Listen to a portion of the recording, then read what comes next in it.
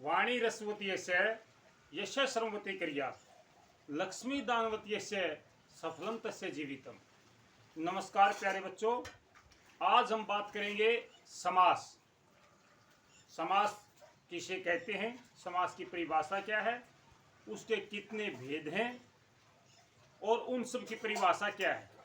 तो आइए शुरू करते हैं आज समास।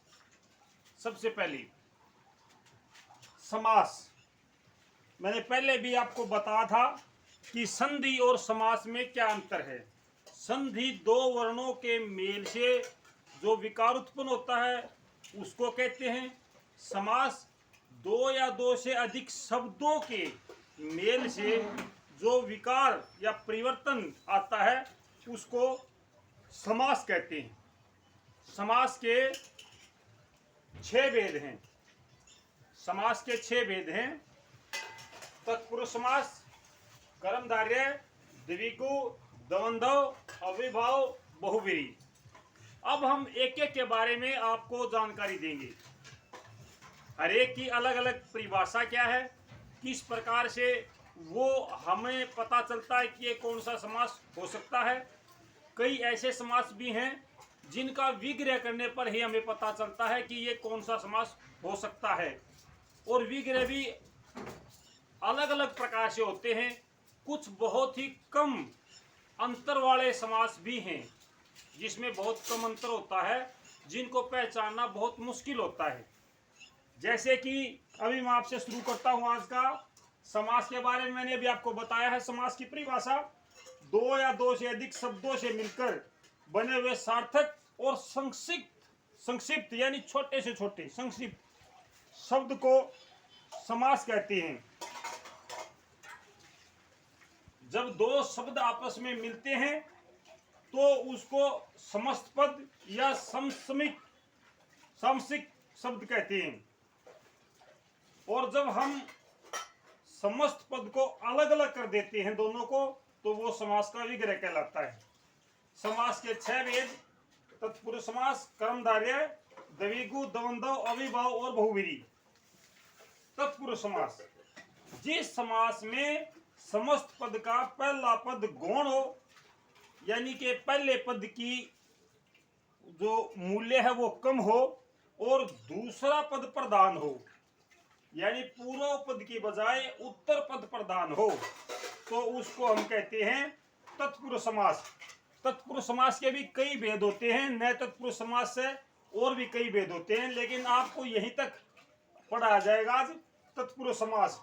तो तत्पुरुष समास की जो परिभाषा है मैंने आपको बताई है कि जिस समास में समस्त पद का पहला पद गौण हो और दूसरा पद प्रधान हो, उसे तत्पुरुष समास कहते हैं।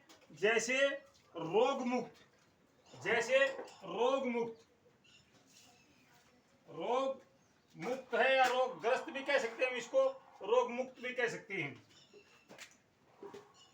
रोग मुक्त, रोग से मुक्त। दूसरा हम इसका उदाहरण देंगे आपको, घुड़सवार, घोड़े पर सवार, स्वर्ग प्राप्त, स्वर्ग को प्राप्त, बहुत सारे उदाहरण है इसमें। इससे आगे हम कर्मधारय है, जहां एक पद उपमा दर्शाने वाला अथवा विशेषण के रूप में प्रयोग में होता हो, या दोनों शब्दों के बीच विशेषण विशेष्य या उपमान उपमेय का संबंध हो, वहां कर्मधारय समास होता है। यानी कि जहां पर एक पद उपमा दर्शाने वाला, उपमा या उपमेय का जहां बोध होता है, या विशेषण विशेषता बताई जाती है, एक दूसरे की कोई विशेषता है वो बताई जाती है, तो वहां कर्मधारय समास होता है।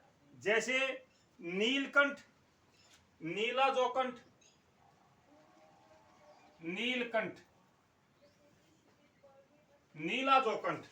अगर हम इसका विग्रह करते हैं, नीला है कंठ जिसका, अगर हम इसका विग्रह नील जो कंठ ये करते हैं तो कर्मधारय समास बनेगा। अगर हम करेंगे नीला है कंठ जिसका, तो आपका बहुव्रीहि बनेगा। इसमें अंतर है कर्मधारय और बहुव्रीहि में थोड़ा अंतर है। विग्रह करने पर पता चलता है कि कौन सा सही है, किस प्रकार से हमने उस सब समस्त पद का विग्रह किया है, उससे हमें पता चलता है कि ये कौन सा समास बनेगा। इसमें और भी उदाहरण मैं आपको बताता हूं। पीतांबर, पीतांबर पीला जो कपड़ा होता है, पीत जो अंबर। अगर हम इसको बोलते हैं पीला है अंबर जिसका, तो ये बहुव्रीहि हो जाएगा। इससे आगे दविगु, दविगु की आपको स्पष्ट पता चल रहा है। दविगु यानी दो गायें। यहां पहला पद जो है वो संख्यावाची होता है। द्विगु में पहला पद संख्यावाची होता है। और जब हम समस्त पद का विग्रह करते हैं तो एक संख्यात्मक शब्द का बोध होता है, एक संख्या आती है। जैसे नवरत्न है, शताब्दी है, चौमासा, 4 मासों का समूह। सबसे आसान है द्विगु, क्योंकि इसमें संख्या का बोध होगा। जहां संख्या का बोध होता है वहां पे आपको द्विगु समास होता है विग्रह करने पर। द्वंद्व समास, द्वंद्व समास में जिस समास में दोनों पद प्रधान हों, जिस समास में दोनों पद प्रधान हों, वह द्वंद्व समास कहलाता है। इसका विग्रह करने पर बीच में और आता है। और एक आसान तरीका बताता हूं, और आता है।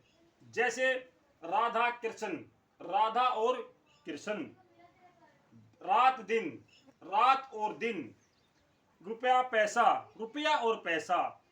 और का प्रयोग आएगा बीच में, और दोनों पद प्रधान होते हैं इसमें। अविभाव समास, जो अविभाव समास, जिस समास का पहला पद प्रधान होता है और समस्त पद भी अव्यय होता है।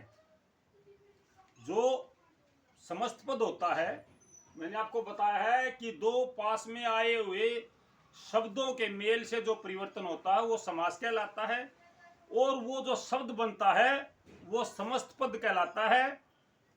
और समस्त पद का विग्रह करते हैं तब हमें पता चलता है कि यहाँ कौन सा समास का भेद है इसमें। तो अविभाव समास की जो परिभाषा है